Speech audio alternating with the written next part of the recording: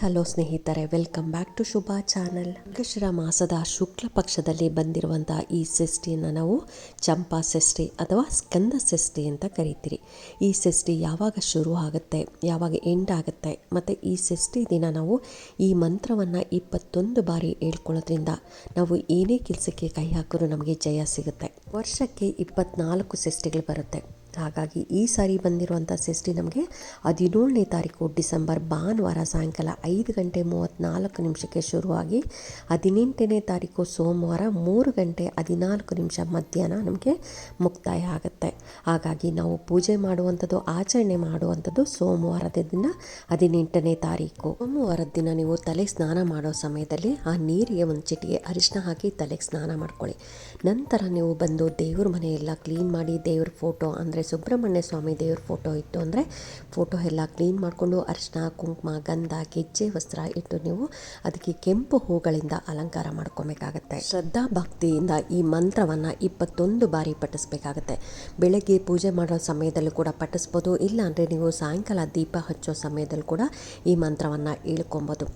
ಮತ್ತು ಇನ್ನು ನಾವು ಯಾರಿಗೆಲ್ಲ ಕುಜ ದೋಷ ಇದೆ ಅನ್ನೋರು ಈ ರೀತಿಯಾಗಿ ಸುಬ್ರಹ್ಮಣ್ಯ ಸ್ವಾಮಿ ದೇವಸ್ಥಾನಕ್ಕೆ 1 ಮೀಟ್ರ್ ನೀವು ಕೆಂಪು ಬಟ್ಟೆ ತೊಗೊಂಡು, ಹೊಸ ಬಟ್ಟೆನೇ ಆಗಬೇಕು, 1 ಮೀಟ್ರ್ ಆಗಷ್ಟು ಕೆಂಪು ಬಟ್ಟೆ ತೊಗೊಂಡು ಅದಕ್ಕೆ ಒಂದು ಅರ್ಧ ಕೆಜಿನೋ ಅಥವಾ 1/4 kg ಆಗಷ್ಟು ತೊಗರಿ ಬೇಳೆಯನ್ನು ನೀವು ಈ ರೀತಿಯಾಗಿ ಗಂಟು ಕಟ್ಟಬೇಕಾಗತ್ತೆ. ಕೆಂಪು ಬಟ್ಟೆಯಲ್ಲಿ ತೊಗರಿ ಬೇಳೆಯನ್ನು ಗಂಟು ಕಟ್ಟಿ ನೀವು ಮನೆಯಲ್ಲಿ ನೀವು ಪೂಜೆ ಮಾಡಿ, ಅಂದರೆ ನೀವು ಸುಬ್ರಹ್ಮಣ್ಯ ಸ್ವಾಮಿಯ ಫೋಟೋ ಮುಂದೆ ಇಟ್ಟು ಪೂಜೆ ಮಾಡಿ. ನಿಮಗೆ ನನ್ನ ಕುಜ ದೋಷ ಕಡಿಮೆ ಆಗಲಿ, ಎಷ್ಟೊಂದು ಜನಕ್ಕೆ ಇನ್ನೂ ಮದುವೆನೇ ಆಗ್ತಾ ಇರಲ್ಲ, ವಯಸ್ಸಾಗ್ತಾ ಇರುತ್ತೆ, ಮದುವೆ ಆಗ್ತಾ ಇರಲ್ಲ, ಅಂಥವರೆಲ್ಲ ಈ ರೀತಿಯಾಗಿ ನೀವು ಕುಜ ದೋಷ ಪರಿಹಾರ ಆಗಬೇಕು ಅಂದರೆ ಕೆಂಪು ಬಟ್ಟೆ ಮತ್ತು ತೊಗರಿ ಬೇಳೆಯನ್ನು ಗಂಟು ಕಟ್ಟಿ ಮನೇಲಿ ಸುಬ್ರಹ್ಮಣ್ಯ ಸ್ವಾಮಿ ಫೋಟೋ ಮುಂದೆ ಇಟ್ಟು ನೀವು ಪೂಜೆ ಮಾಡಿ ನಂತರ ದೇವಸ್ಥಾನಕ್ಕೆ, ಸುಬ್ರಹ್ಮಣ್ಯ ಸ್ವಾಮಿ ದೇವಸ್ಥಾನಕ್ಕೆ ಕೊಡಬೇಕು. ಇದನ್ನು ತೊಗೊಂಡೋಗಿ ದಕ್ಷಿಣ ಸಮೇತ ನಿಮಗೆ ಎಷ್ಟಾಗುತ್ತೋ 11 ರೂಪಾಯಿ ಆಗಲಿ, 21 ರೂಪಾಯಿ ಆಗಲಿ, 51 ರೂಪಾಯಿ ಆಗಲಿ, ಈ ರೀತಿಯಾಗಿ ನೀವು ದಕ್ಷಿಣೆ ಸಮೇತ ನೀವು ಅಲ್ಲಿ ಪುರೋಹಿತರಿಗೆ ಕೊಟ್ಟು ಅವ್ರ ಕಾಲಿಗೆ ನಮಸ್ಕಾರ ಮಾಡ್ಕೊಂಬರ್ಬೇಕಾಗತ್ತೆ.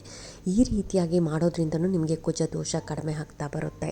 ಇನ್ನು ಯಾರೆಲ್ಲ ವಯಸ್ಸಾಗಿದೆ, ನನ್ನ ಮದುವೆ ಆಗ್ತಾ ಇಲ್ಲ ಅನ್ನೋರಿಗೆ ಕಂಕಣ ಬಲ ಅನ್ನೋದು ಕೂಡಿ ಬರ್ತಾ ಇರುತ್ತೆ. ಇದನ್ನು ಯಾರು ಮಾಡಬೇಕು ಅಂದರೆ ಹುಡುಗನೂ ಮಾಡ್ಬೋದು, ಮದುವೆ ಆಗಿಲ್ಲ ಅನ್ನೋರು ಹುಡುಗಿನೂ ಮಾಡ್ಬೋದು, ಇಲ್ಲ ಅಂದರೆ ಅವರಿಬ್ಬರು ಕೆಲಸಕ್ಕೆ ಹೋಗ್ತಾ ಇದ್ದಾರೆ ಅಂದರೆ ಅವ್ರ ಪರವಾಗಿ ಅಪ್ಪ ಅಮ್ಮನೂ ಕೂಡ ಮಾಡ್ಬೋದು. ಇನ್ನು ಎಷ್ಟೊಂದು ಜನಕ್ಕೆ ಮದುವೆ ಆಗಿ ಒಂದು 10 ವರ್ಷ 15 ವರ್ಷ ಆಗಿರುತ್ತೆ, ಮಕ್ಕಳೇ ಆಗ್ತಾ ಇರಲ್ಲ. ಅಂಥವ್ರು ಏನು ಮಾಡಬೇಕು ಅಂದರೆ ಈ ಸುಬ್ರಹ್ಮಣ್ಯ ಷಷ್ಠಿ ದಿನ ನೀವು ಹೋಗಿ ಹಾಲನ್ನು ನೀವು ಅಭಿಷೇಕಕ್ಕೆ ಕೊಡಬೇಕಾಗತ್ತೆ.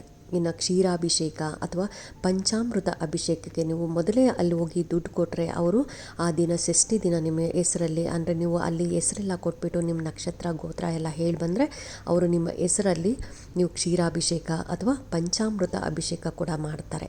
ಇಲ್ಲ ನೀವು ಆಗಲಿಲ್ಲ ನನಗೆ ಫಸ್ಟೇ ಹೋಗೋದಕ್ಕೆ ಅಂದರೆ ಬೆಳಗ್ಗೆ ನೀವು ಅವರು ಯಾವಾಗ ಅಭಿಷೇಕ ಮಾಡ್ತಾರೆ ಆ ಸಮಯದಲ್ಲಿ 1 ಲೀಟ್ರ್ ಹಾಲು ತೊಗೊಂಡೋಗಿ ನೀವು ಅಭಿಷೇಕಕ್ಕೆ ಕೊಡೋದ್ರಿಂದನೂ ನಿಮಗೆ ಸಂತಾನ ಅಭಿವೃದ್ಧಿ ಆಗುತ್ತೆ. ಇನ್ನು ಮಕ್ಕಳ ವಿದ್ಯಾಭ್ಯಾಸ ಚೆನ್ನಾಗಿ ಮಕ್ಕಳು ಓದ್ತಾ ಇರ್ತಾರೆ, ಇದ್ದಕ್ಕಿದ್ದಂಗೆ ತುಂಬಾ ಡಲ್ ಆಗಿಬಿಟ್ಟಿದ್ದಾರೆ, ತುಂಬ ಚೆನ್ನಾಗಿ ಓದ್ತಾ ಇರ್ತಾರೆ, ಆದರೆ ಓದಿದ್ದೆಲ್ಲ ಮರ್ತೋಗ್ತಾ ಇದ್ದಾರೆ, ಎಕ್ಸಾಮಲ್ಲಿ ಒಳ್ಳೆ ಮಾರ್ಕ್ಸ್ ಬರ್ತಾ ಇಲ್ಲ ಅನ್ನೋದಾಗಲಿ, ಅಥವಾ ನಾವು ಹೇಳೋ ಮಾತು ಕೇಳ್ತಾ ಇಲ್ಲ ಅನ್ನೋದಾಗಲಿ, ಅಥವಾ ಓದೋದಕ್ಕೆ ಕಾನ್ಸಂಟ್ರೇಟೇ ಮಕ್ಕಳಿಗೆ ಬರ್ತಾ ಇಲ್ಲ ಅನ್ನೋರು ಈ ರೀತಿಯಾಗಿ ನೀವು 2 ಹಚ್ಚು ನೀವು ಬೆಲ್ಲವನ್ನು ತೊಗೊಂಡು ಅದಕ್ಕೆ ಗಂಧ, ಅರಿಶಿನ, ಕುಂಕುಮವನ್ನು ಇಟ್ಟು ಕೆಂಪು ಹೂಗಳಿಂದ ಅಲಂಕಾರ ಮಾಡಿ ಅದನ್ನು ಆ ಮಕ್ಕಳ ಕೈಯಲ್ಲಿ ನೀವು ದೇವಸ್ಥಾನದಲ್ಲಿ ಕೂಡ ಹೋಗಿ ನೀವು ಸುಬ್ರಹ್ಮಣ್ಯ ಸ್ವಾಮಿಗೆ ಆರತಿ ಮಾಡಿಸಿ ಅಲ್ಲೇ ಬಿಟ್ಟು ಬರ್ಬೋದು. ಅಕಸ್ಮಾತು ಇಲ್ಲ ಟೈಮ್ ಇಲ್ಲ, ಮಕ್ಕಳು ಸ್ಕೂಲಿಗೆ ಹೋಗ್ತಾ ಇದ್ದಾರೆ ಅನ್ನೋರು ಸಾಯಂಕಾಲದ ಸಮಯದಲ್ಲಿ ಮನೇಲಿ ಸುಬ್ರಹ್ಮಣ್ಯ ಸ್ವಾಮಿಯ ಫೋಟೋ ಇತ್ತು ಅಥವಾ ವಿಗ್ರಹ ಇತ್ತು ಅಂದರೆ ವಿಗ್ರಹದ ಮುಂದೆನೂ ಈ ರೀತಿಯಾಗಿ ನೀವು ಅಲಂಕಾರ ಮಾಡಿಕೊಟ್ಟು ಮಕ್ಕಳ ಕೈಲಿ ಈ ರೀತಿಯಾಗಿ ಬೆಲ್ಲದ ಆರತಿಯನ್ನು ಮಾಡಿಸ್ತಾ ಬನ್ನಿ. ನಿಮ್ಮ ಮಕ್ಕಳು ಓದಿನಲ್ಲಿ ಚೆನ್ನಾಗಿ ಆಗ್ತಾರೆ, ಕಾನ್ಸಂಟ್ರೇಟ್ ಬರೋ ಥರ ಆಗುತ್ತೆ, ಒಳ್ಳೆ ಮಾರ್ಕ್ಸ್ ಕೂಡ ಬರುತ್ತೆ. ಪೂಜೆ ಆದ ನಂತರ ಈ ಬೆಲ್ಲದ ಹಚ್ಚನ್ನು ಏನು ಮಾಡಬೇಕು ಅಂತಂದರೆ ನೀವು ಇದರಲ್ಲಿ ಏನಾದರೂ ಪೊಂಗಲ್ಲು ಅಥವಾ ಏನಾದರೂ ಸ್ವೀಟ್ ಮಾಡಿಕೊಂಡು ನೀವು ಇದನ್ನು ಮನೆ ಮಂದಿ ಎಲ್ಲ ಸ್ವೀಕಾರ ಮಾಡಬೇಕಾಗತ್ತೆ. ಇನ್ನು ಸುಬ್ರಹ್ಮಣ್ಯ ಸ್ವಾಮಿಯ ಮೂಲ ಮಂತ್ರ ಇದು ತುಂಬಾ ಪವರ್ಫುಲ್ ಮಂತ್ರ ಅಂತಲೇ ಹೇಳ್ಬೋದು. ಏನು ಹೇಳ್ಬೋದು, ಇಲ್ಲ ಅಂತಂದರೆ ಸಾಯಂಕಾಲ ಕೂಡ ಪೂಜಾ ಸಮಯದಲ್ಲಿ ಹೇಳ್ಬೋದು. ನೀವು ಬೆಳಗ್ಗೆ ಹೇಳ್ತೀನಿ ಅಂತ ಅನ್ನಂಗಿದ್ರೆ ಬೆಳಗ್ಗೆನೇ ಸ್ನಾನ ಮಾಡಿಕೊಂಡು ನೀವು ಪೂಜೆ ಆದ ನಂತರ ಹೇಳ್ಬೋದು. ಅಕಸ್ಮಾತ್ ಕೆಲಸಕ್ಕೆ ಹೋಗ್ತಾ ಇದ್ದೀನಿ, ನನಗೆ ಬೆಳಗ್ಗೆ ಹೇಳೋಕ್ಕಾಗಲಿಲ್ಲ ಅನ್ನೋರು ಸಾಯಂಕಾಲ ನೀವು ಆಫೀಸಿಂದ ಕೆಲಸದಿಂದ ಬಂದಿದ್ದು ಆದಮೇಲೆ ನೀವು ಸ್ನಾನ ಮಾಡೋಕ್ಕಾದರೆ ಸ್ನಾನ ಮಾಡಿಕೊಂಡು ಅಥವಾ ಕೈಕಾಲು ಮುಖ ತೊಳ್ಕೊಂಡು ನೀವು ಸುಬ್ರಹ್ಮಣ್ಯ ಸ್ವಾಮಿಯ ಫೋಟೋ ಮುಂದೆ ಅಥವಾ ವಿಗ್ರಹ ಇತ್ತು ಅಂದರೆ ವಿಗ್ರಹಕ್ಕೆ ನಂತರ ನೀವು ಸಾಯಂಕಾಲ ನಾವು ಪೂಜೆ ಮಾಡಿ ನಂತರ ಈ ಮಂತ್ರವನ್ನು ಹೇಳ್ಕೊಬೇಕಾಗತ್ತೆ. ಮಂತ್ರ ಹೀಗಿದೆ ನೋಡಿ: ಓಂ ಐಂ ಕ್ಲೀಂ ಸಂ ಹ್ರೀಂ ಶ್ರೀ ಸುಬ್ರಹ್ಮಣ್ಯ ದೇವ ವಸಿ ವಸಿ ಸ್ವಾಹ. ಇನ್ನೊಂದು ಸರಿ ಹೇಳ್ತಾ ಇದ್ದೀನಿ ನೋಡಿ. ಓಂ ಐಂ ಕ್ಲೀಂ ಸಂ ರೀಂ ಶ್ರೀ ಸುಬ್ರಹ್ಮಣ್ಯ ದೇವ ವಸಿ ವಸಿ ಸ್ವಾಹ. ಈ ಮಂತ್ರವನ್ನು ನೀವು 21 ಬಾರಿ ಪಠಿಸ್ಬೇಕಾಗತ್ತೆ. ಇದನ್ನು ಈ ಷಷ್ಠಿ ದಿನವೂ ಪಠಿಸ್ಬೋದು.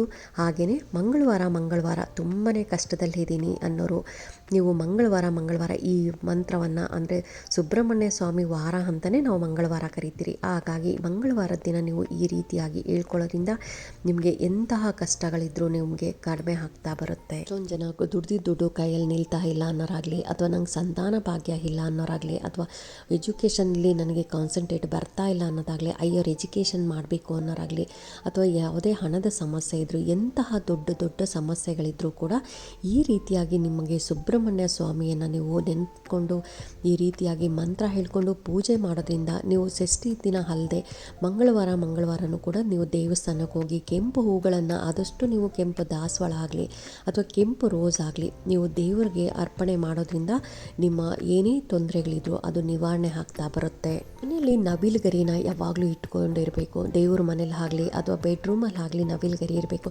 ಇದರಿಂದ ನಮ್ಮ ವಾಸ್ತು ದೋಷ ಏನಾದರೂ ಸರಿ ಇರಲಿಲ್ಲ ಅಂತಂದ್ರೂ ನಾವು ನವಿಲುಗರಿ ಇಡೋದ್ರಿಂದ ವಾಸ್ತು ದೋಷನೂ ಸರಿ ಹೋಗುತ್ತೆ. ಇನ್ನು ಮಂಗಳವಾರ ನೀವು ಈ ಮಂತ್ರವನ್ನು ಹೇಳ್ಕೊಂಡು ಪೂಜೆ ಮಾಡೋದ್ರಿಂದ ಕುಜ ದೋಷವನ್ನು ಕಡಿಮೆ ಆಗ್ತಾ ಬರುತ್ತೆ. ಹಾಗಾಗಿ ಈ ವಿಡಿಯೋ ಹೇಗೆ ಅನ್ನಿಸ್ತು ಅಂತ ನೀವು ಕಾಮೆಂಟ್ ಸೆಕ್ಷನಲ್ಲಿ ಕಾಮೆಂಟ್ ಮಾಡಿ, ಲೈಕ್ ಮಾಡಿ, ಶೇರ್ ಮಾಡಿ, ಸಬ್ಸ್ಕ್ರೈಬ್ ಮಾಡಿ. Thank you friends.